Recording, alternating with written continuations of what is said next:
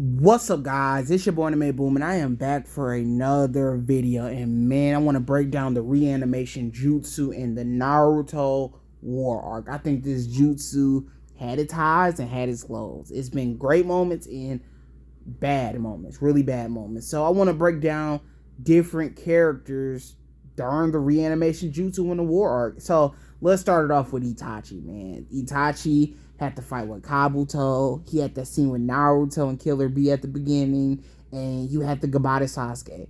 This is the thing about Itachi's Reanimation Jutsu. It started off kind of cool. The fight with Killer Bee and Naruto was a little bit disappointing. I think they could have did a way better job with the fight. I get it. Nagato and Itachi are stronger than Naruto and Killer Bee, but at least just put some clean animation in there. You can make it, Naruto and Killer Bee are gonna put an effort in, so make some of the scenes look really cool. I like the scene where Itachi and Naruto are throwing hands, but add a little bit more to it because yeah, Itachi just didn't do enough in that. It wasn't enough cool stuff in that. So that was the first thing. Then his meeting with Sasuke was cool, but then they fought the lamest character in the whole show, Kabuto. I never took Kabuto seriously. I'm not scared of Kabuto.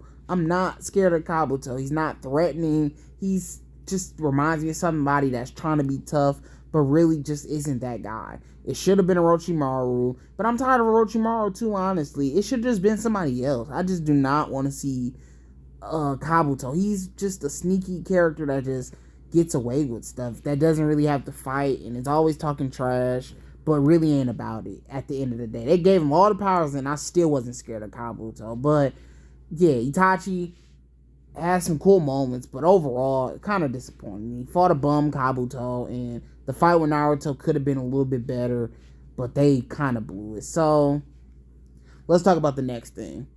The next character, the Nagato, it goes with the same thing. I think his time was even worse. Pain, man. Earlier this week, I had a video. Pain is the most iconic villain in Naruto. He is one of the most iconic villains. Every character takes his stuff. Madara,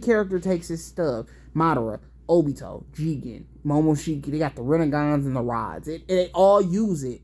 And for a character to be so big and such a big deal, the war arc did him no favors.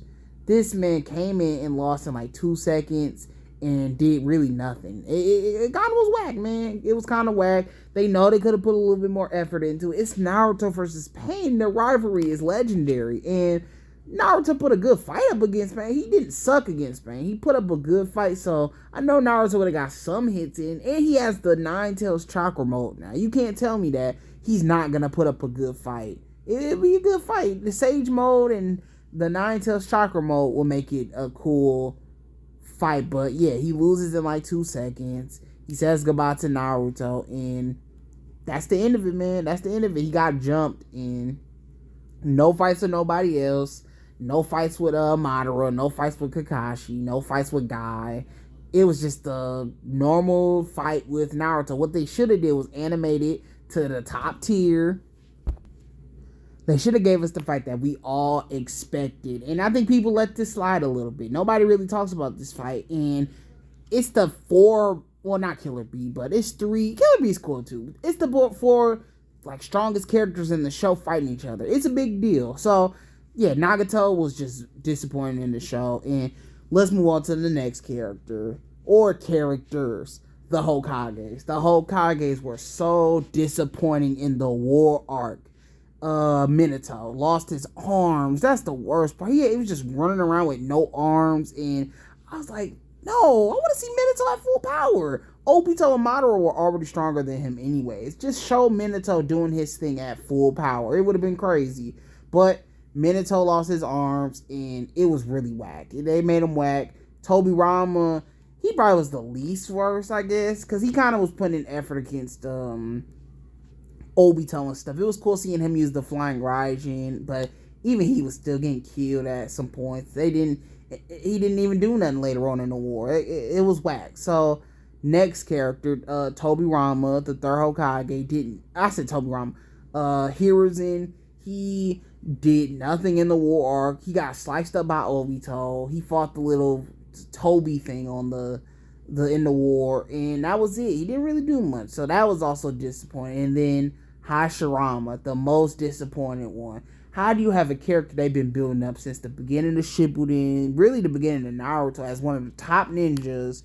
He has the Hashirama cells, and everybody wants his cells. Madara, Obito, he's created all this stuff, but then he comes back, he's really weak. Then Madara just steals his chakra, and then he does nothing. He doesn't fight Obito. He doesn't do anything. He's just helping the villagers and stuff. Or he keeps an eye on Madara the whole time. Very disappointing. I thought that was really whack. And then he just leaves with Madara. That was the end of Hashirama's story. The guy they've been building up for so long. That was the worst one.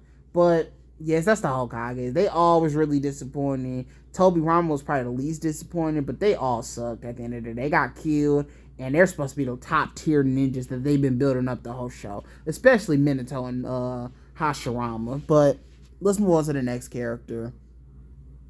Deidara. This is gonna be my last negative. The last character I go in on.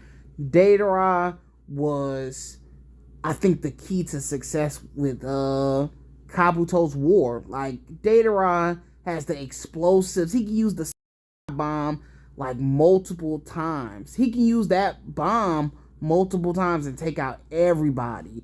And it'd just be a crazy scene seeing him do that.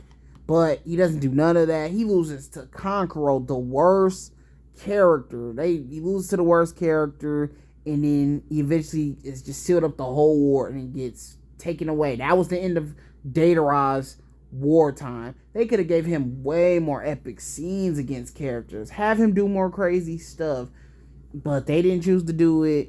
He gets he goes away, and that's the end of Deidara, man. They could have did some evil group in the middle of the war. There could have been arcs inside of a war arc. It could have been little mini arcs inside of a war arc. He could have been one of those mini arcs. The 7 Ninja Swordsmen, Asuma. It was so many cool characters they just had come do their old stuff and then lose. Add on to the characters like they did with Madara. Add on to the characters. But they chose not to. Deidara got wasted. Sasori would have been doing the same stuff, but Deidara at least has some new stuff up his sleeve. This war, the reanimation thing is his whole thing. If he does that, that would just be crazy. He could just do the thing over and over again. I guess the thing that could be a problem with him is that's not art. That's just using stuff for destruction. You know, he has a way of looking at art. But Kabuto, I feel like he could have controlled that and made him do it anyways without him being able to control it. But that's how I feel about it. Deidara should have just done that, and it would have been a big help with Kabuto. But next part, let's talk about the positives of the war. I've talked about the negatives. Let's talk about the positives. Madara is a positive. He came in, killed a lot of people. It was a crazy scene. That's one of the best parts of the war. And then you know what he did. All that cool stuff at the end.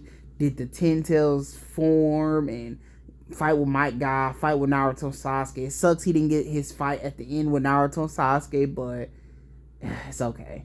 Next part, the former Kages from other villages, when they fought Naruto and Gaara and stuff, that was a cool little mini fight. It was cool to learn about these Kages. They made them seem like a big deal before we got to Madara fight. Those was cool little Kages. And then Gaara was seen with his dad, and Naruto had to use the Rasengan on the Raikage. Really cool scenes. So shout out them. You got the Tail Beast. I thought they did a really good job with those characters. We finally got to see them. It took a minute for us to see the Tail Beast. It took them a long time. So I feel like all of that stuff with the Tail Beast resolved my problems. Like, okay, at least we got to see them all and them talking to Naruto.